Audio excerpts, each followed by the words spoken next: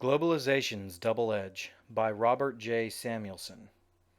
At the edge of a new century, globalization is a double edged sword, a powerful vehicle that raises economic growth, spreads new technology, and increases living standards in rich and poor countries alike, but also an immensely controversial process that assaults national sovereignty, erodes local culture and tradition, and threatens economic and social instability.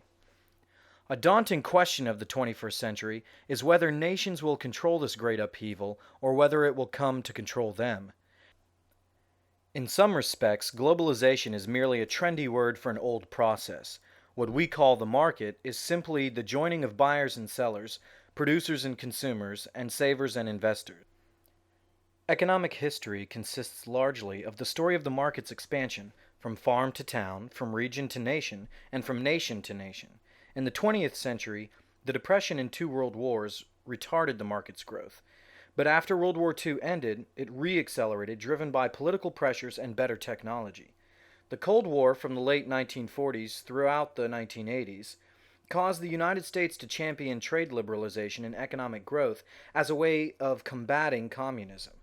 A succession of major trade negotiations reduced average tariffs in industrialized countries to about 5% in 1990 from about 40% in 1946.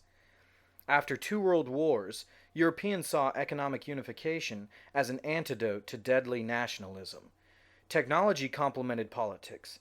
Even before the internet, declining costs for communication and transportation, from jet planes, better undersea telephone cables, and satellites, favored more global commerce. By the early 1990s, world exports, after adjusting for inflation, were nearly 10 times higher than they had been 4 decades earlier. Globalization continues this process, but also departs from it in at least one critical respect. Until recently, countries were viewed as distinct economic entities, connected mainly by trade. Now this is becoming less true. Companies in financial markets increasingly disregard national borders when making production, marketing, and investment decisions. As recently as 1990, governments either individually or through such multilateral institutions as the World Bank provided half the loans and credits to 29 major developing countries, including Brazil, China, India, South Korea, and Mexico, according to the Institute for International Finance, a banking industry research group in Washington. A decade later, even after Asia's 1997 and 98 financial crisis, private capital flows dwarf governmental flows. In 1999, private flows, bank loans, bond financing, equity investment in local stock markets, and direct investment by multinational companies totaled an estimated 136 billion to these 29 countries, compared with government capital flows of 22 billion according to the institute. Meanwhile, multinational companies have gone on an international acquisition binge. In the first half of 1999 alone, the value of new cross-border mergers and acquisitions passed 500 billion in both advanced and developing countries.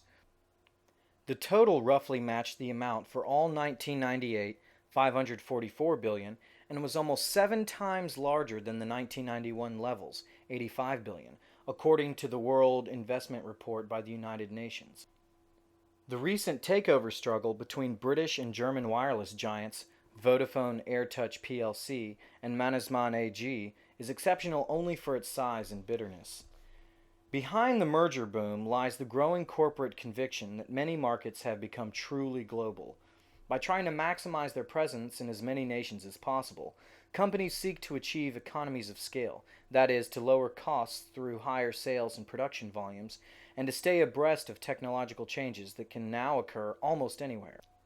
In addition, companies increasingly organize production globally, dividing product design, component manufacturing, and final assembly among many countries.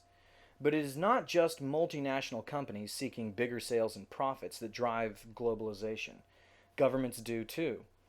In Europe, the relentless pursuit of the single market is one indicator. This reflects a widespread recognition that European countries will be hard-pressed to compete in global markets if their local operations are hamstrung by fragmented national markets. Among poorer countries, the best sign of support is the clamor to get into the World Trade Organization.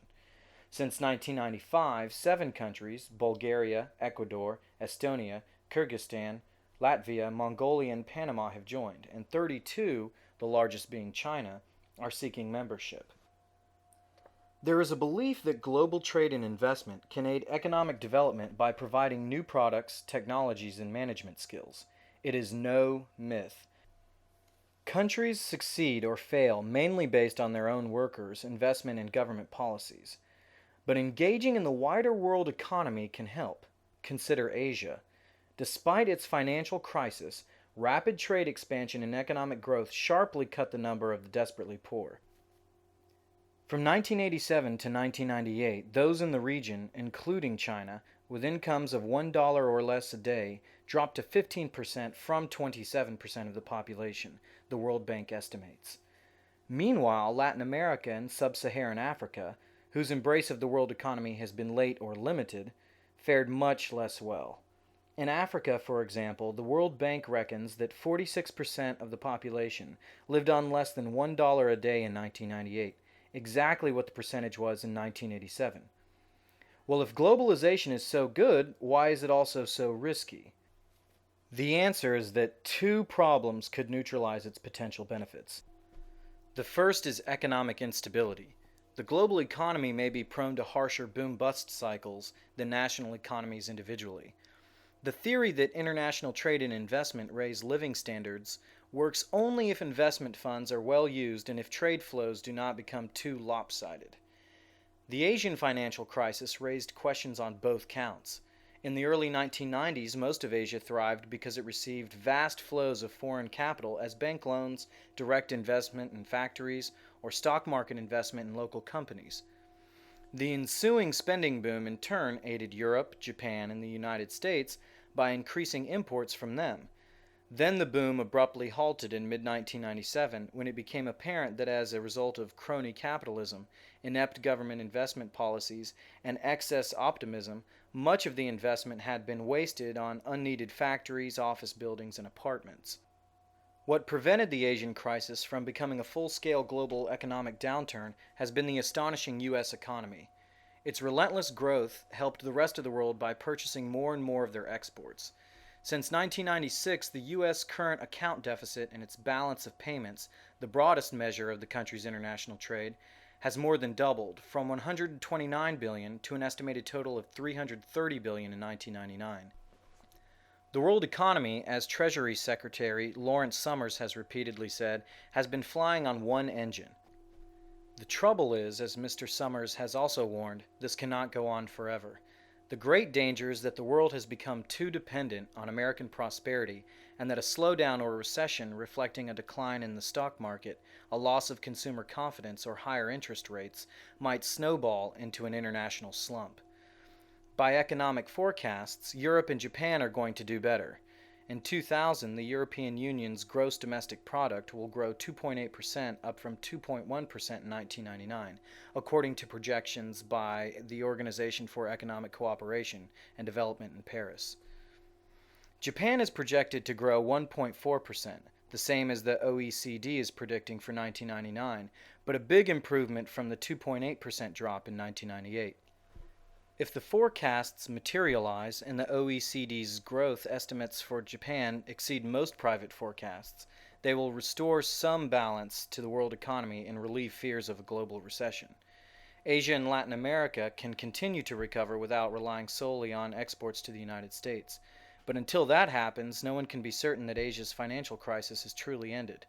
It remains possible that abrupt surges of global capital, first moving into Asia and then out, will have caused, with some delay, a larger instability. Globalization's other problem is political, cultural, and social. People feel threatened by any kind of economic change, and change from abroad naturally seems especially alien and menacing.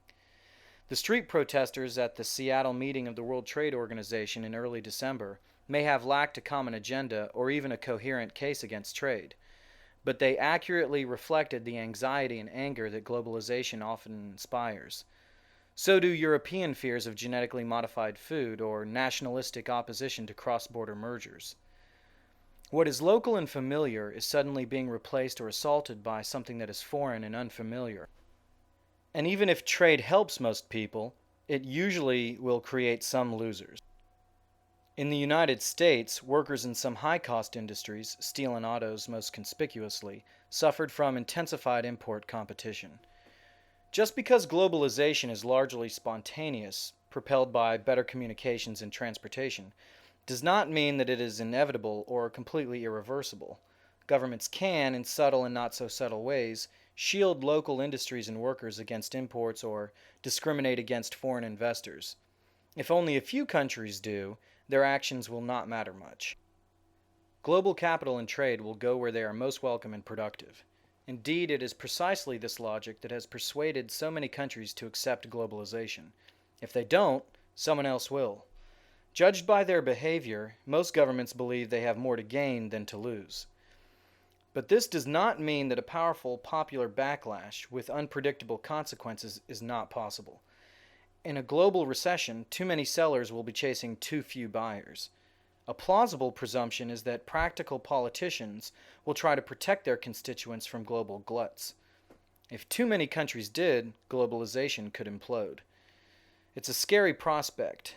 Economic interdependence cuts both ways. Under favorable conditions, it helps everyone.